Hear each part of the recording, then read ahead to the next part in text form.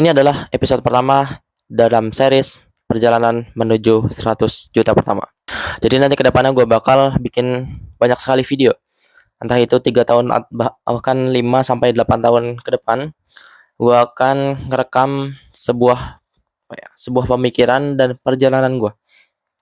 Jadi gue akan sekedar sharing aja ya mungkin, karena menurut gue akan banyak sekali hal-hal yang akan gue lewati, dan itu bisa menjadi pelajaran kalian yang seharusnya kalian gak bakal kalian bisa belajar dari kegagalan dan kesalahan yang gue dapatkan, dan semoga ini bisa membantu kalian untuk mencapai mimpi kalian juga. Oke, dalam episode yang pertama ini gue akan ngebahas gimana sih cara gue menentukan suatu tujuan, gimana sih cara gue menentukan sebuah eh, tujuan atau mimpi yang ingin gue capai gitu. Jadi ini nggak berlaku buat konten kreator atau pengusaha doang ya, jadi menurut gue ini berlaku untuk semuanya. Buat kalian pengen kerja di pegawai negeri, pengen di perusahaan swasta, atau bahkan yang lainnya, profesi maupun profesi mana aja ya. Jadi menurut gua ini bisa membantu kalian untuk menentukan tujuan kalian, karena gue yakin itu banyak banget dari orang-orang di luar sana yang nanya ke gua ya. Jadi mereka kebanyakan itu masih bingung bingung menentukan tujuannya mau kemana, bingung tujuannya, eh, cita-citanya apa gitu, karena terlalu banyak banget dengar saran dari orang lain ya. Mungkin ini bisa menjadi suatu hal yang negatif, karena terlalu banyak kita boleh menerima masukan dari orang lain, tapi kita sekedar hanya untuk menyaring ya. Jadi nggak perlu kalian, sebenarnya boleh buat dengar saran dari orang lain, kalian nggak boleh arogan, tapi dalam mimpi kita harus mempunyai satu, nggak boleh dengar dari pendapat orang lain. Mungkin kita boleh mendengar dari pendapat orang lain, tapi yang sesuai dengan bidang kita, yang sesuai dengan mimpi dan tujuan yang kita inginkan. Jadi cukup dengan satu. Soal tujuan itu fokus ke satu. Jadi gue akan membantu kalian kalau kalian masih bingung untuk mencapai tujuan kalian itu apa sebenarnya, dan kalian nggak tahu harus mulai dari mana. Jadi yang pertama itu ada yang namanya, kalian harus cari dan tentukan minat dan bakat kalian itu di mana. Karena gue yakin itu kebanyakan orang melakukan kesalahan di pertengahan jalan, tiba-tiba kehilangan arah. Sebenarnya yang gue lakukan ini apa gitu, gak ada artinya, dia nggak sesuai dengan minat dan bakat kalian. Karena sebuah pekerjaan yang sangat apa ya, yang sangat sangat mudah itu adalah pekerjaan yang sesuai dengan minat dan bakat kita, apalagi yang sesuai dengan hobi kita. Itu pasti bakal kita bisa lebih enjoy, dan kita senang melakukan itu. Bahkan itu pekerjaan itu bisa menjadi hobi karena sesuai dengan minat dan bakat kalian dan passion kalian. Kalian nggak merasa tertekan di situ. Ya, jadi kalian cari dulu apa sih sebenarnya yang gue jago, apa sih yang gue suka, apa sih yang ketika gue ngelakuin tuh gue bahagia. Ya, jadi cari dulu minat dan bakat kalian, kalian tentukan satu aja, spesifik ya, spesifik. Misal kalian mau kuliah, kalian tentukan spesifik dan detail. Setelah kalian mau kuliah, ambil jurusan apa, nanti ke depannya mau kemana. Nah, ke depannya itu kalian jangan cuma satu, tapi buat tiga plan. Jadi cari dulu minat dan bakat kalian, itu bakal mengakar, tapi kalian harus detail dulu ya. Jadi cari minat dan bakat kalian, itu yang pertama.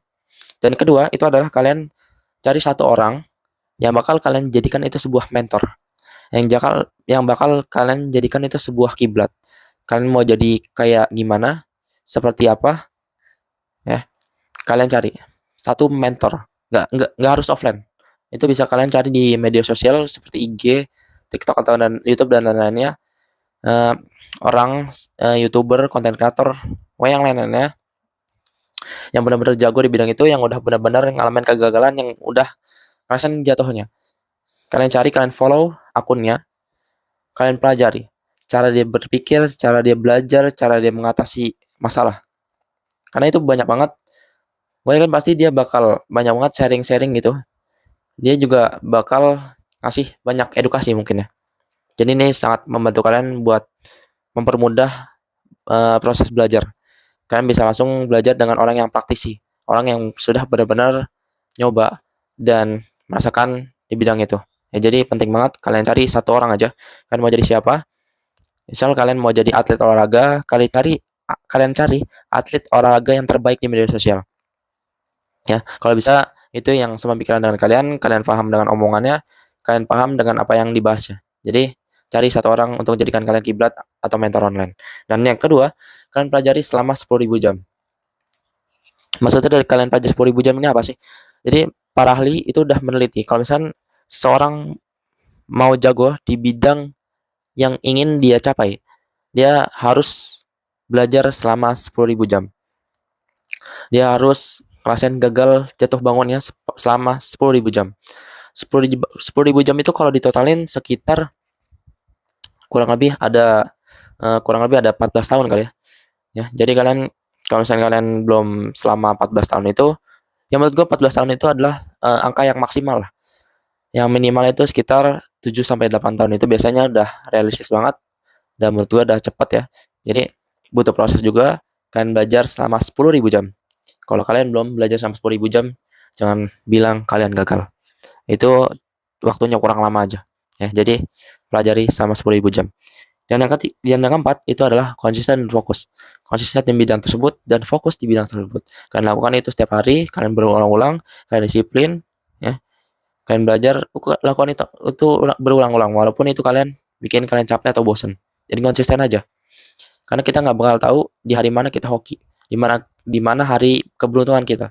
Kalau misalnya kita konsisten, itu bakal bakal kena hari hoki dan hari hoki itu bakal ya. Jadi kita nggak tahu mana hari hoki kita. Jadi konsisten aja. Mau itu kalian capek atau bosen, ya cari hal yang menyenangkan seperti kalian bisa ngopi atau dan lain-lain, dan kalian fokus di bidang itu. Gak usah dengerin siapa-siapa, cukup kalian dengerin satu mentor yang kalian jadikan itu sebagai kiblat.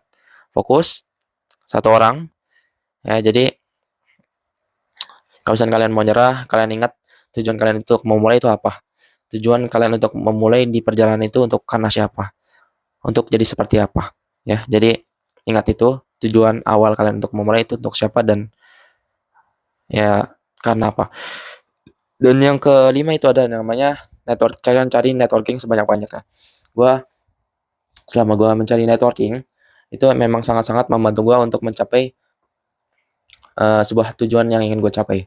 Karena dengan kita bernetworking dengan orang, saling bertukar pikiran, kita bisa belajar dari kegagalan dan kesalahan yang dia lakukan. Dia lebih karena gue ya ini pasti orang yang sesuai dengan dengan bidangnya. Misal kalian ingin jadi pengusaha, kalian networking dengan orang yang pengusaha, itu pasti bakal kalian bakal disupport. Nggak mungkin kalian diketawain. Karena dia tahu bagaimana rasanya memulai dari nol. Gimana rasanya jadi kalian, dan pasti dia bakal support. Gue yakin pasti bakal support ya. Jadi cari networking sebanyak-banyaknya, dan dengan networking ini bisa menjadi peluang untuk membuka peluang kalian dalam dunia kerja atau dunia nyata, karena ini bisa sangat-sangat membantu dan sangat ngefek ya. Jadi cari networking sebanyak-banyaknya. Dan yang keenam itu adalah gunakan HP kalian untuk belajar dan mencari sumber informasi.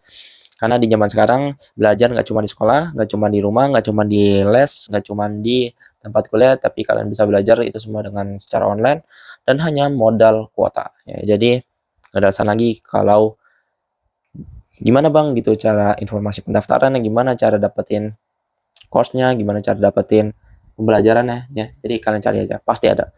Kalian cari di website-website gitu yang mempelajari atau memberi sebuah informasi, baik itu di Instagram, Google, website, dan lain-lain. Pasti ada, ya. Dan dari situ kalian bisa tahu informasi apa yang sedang dibutuhkan dan informasi apa yang sedang dicari gitu. Ya, jadi gunakanlah HP kalian untuk mempertajam skill kalian, untuk mencari sumber informasi, untuk menambah wawasan, dan untuk mempercepat potensi pertumbuhan kalian.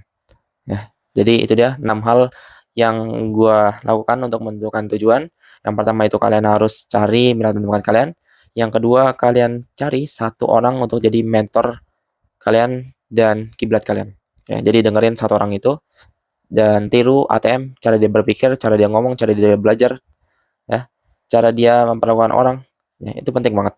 Dan yang ketiga, itu pelajaran selama 10.000 jam, kurang lebih itu sekitar 14 tahun. Kalian belajar situ, kalian nikmatin aja gagalnya, nikmatin prosesnya, jangan pernah berhenti. Ya, jangan bilang gagal kalau misalnya kalian belum berjalan selama 14 tahun. Dan yang keempat itu adalah konsisten dan fokus. Kan konsistensi itu lakukan itu setiap hari secara berulang-ulang dan fokus. Nggak boleh tengok kanan, tengok kiri, belok kanan, belok kiri, lurus, tetap lurus pada tujuan yang kalian ingin capai. Dan yang kelima itu networking, kan cari networking sebanyak-banyaknya. Karena dengan adanya networking kita bisa lebih banyak belajar dari kegagalan orang. Dan yang keenam itu kalian gunakan handphone sebagai alat untuk mempertajam skill kalian, komunikasi kalian, wawasan kalian, dan pengembangan potensi kalian ya. Jadi itu dia. Semoga video ini bermanfaat buat kalian dan semoga kalian udah nggak bingung lagi buat nentuin tujuan kalian mau kemana ke depannya.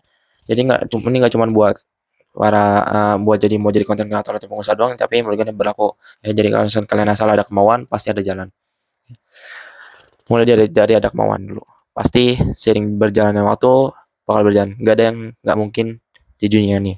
Pasti bakalan ada orang berhasil selama lu konsisten, lu fokus di bidang itu ya. Jadi semoga video ini bermanfaat dan sampai jumpa di video selanjutnya.